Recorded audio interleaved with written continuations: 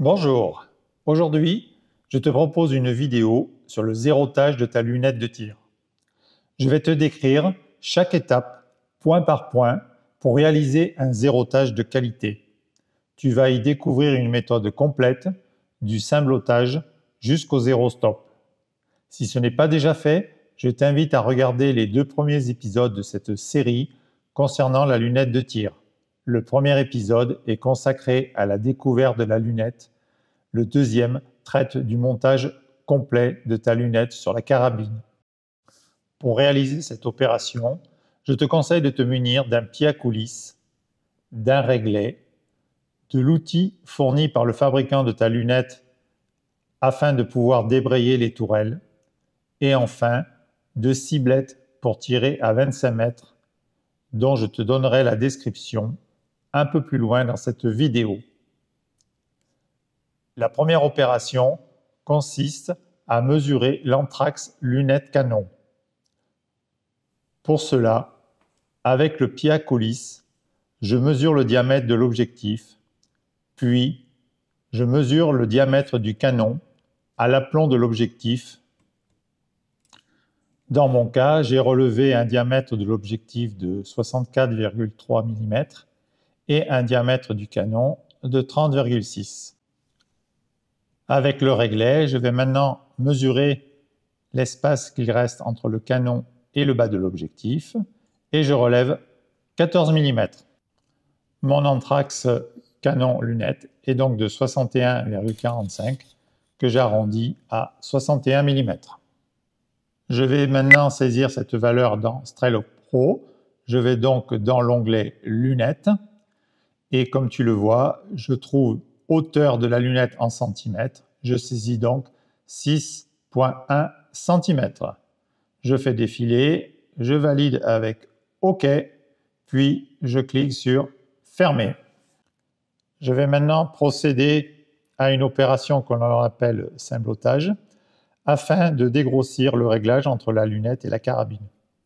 Je commence par démonter l'appui-joue, puis j'enlève entièrement la culasse. Je peux maintenant faire une visée directement à travers le canon. Je vais utiliser une cible de calibrage et pour cette carabine, je vais prendre le rond de diamètre 15 mm. Je vais positionner cette cible à une distance de 25 mètres, puis je vais positionner la carabine afin de centrer ce rond noir à travers le canon. Une fois que je suis bien centré, je vais bien bloquer ma carabine afin qu'elle ne bouge plus. Je passe maintenant sur la visée lunette et avec la dérive et le tambour, je vais ajuster le réticule pour me centrer sur le point noir. Je vais donc ainsi faire coïncider la visée canon et la visée à travers la lunette avec le réticule. Je vais maintenant procéder au tir de réglage. Je vais dessiner un carré de 1 cm situé à une demi-distance de l'anthrax lunette canon sur ce type de ciblette. Puis je vais tirer 3 munitions. Je vais bien positionner mon réticule au centre du losange et surtout ne pas viser le petit carré ni faire de contre-visée après le premier et le deuxième tir.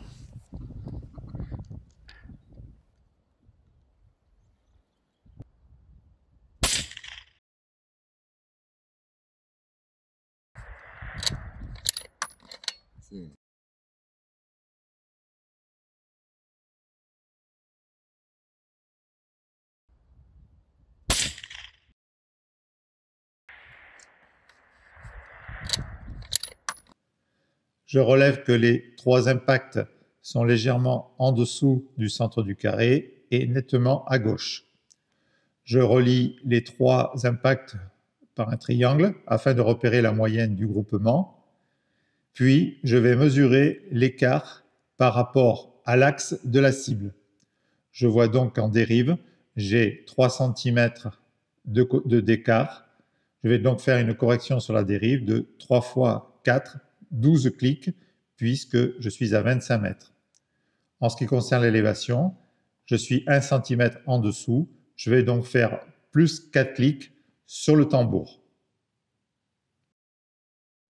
Je vais donc faire maintenant les corrections.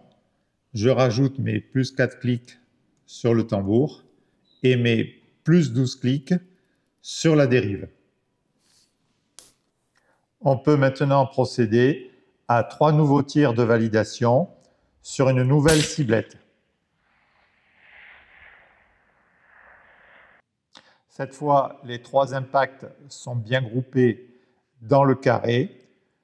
Je vais pouvoir procéder maintenant au zérotage des tourelles. Je vais donc commencer par dévisser la vis qui maintient le tambour avec l'outil fourni par le fabricant. Je vais ensuite retirer délicatement le tambour, puis je vais activer le zéro stop. Pour cela, je vais faire tourner la partie mobile dans le sens de la flèche jusqu'au déclic. Voilà, le zéro stop est activé. Je vais repositionner le tambour en faisant bien coïncider le chiffre 0 avec le repère. Je verrouille le tambour, puis je vais resserrer la vis très modérément, toujours pareil, avec l'outil fourni.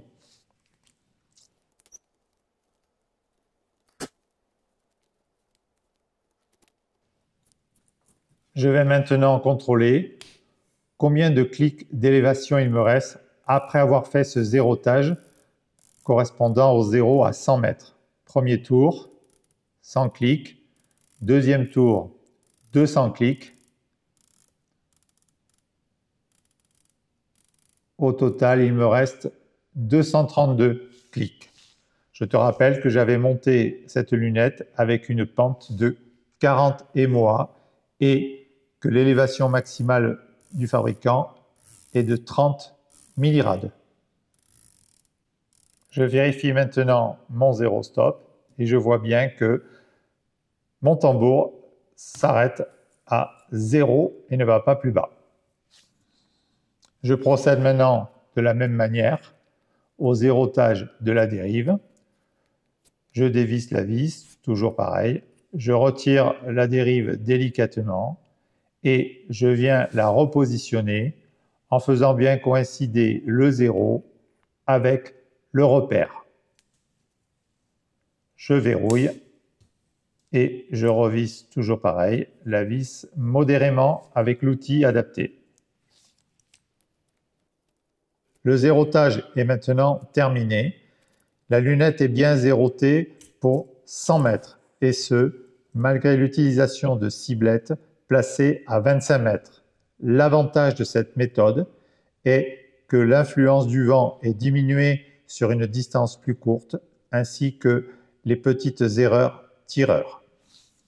Dans le prochain épisode de cette série consacrée à la lunette de tir, je te montrerai comment mieux utiliser ton réticule pour mesurer des cibles, des distances et effectuer des contre-visées.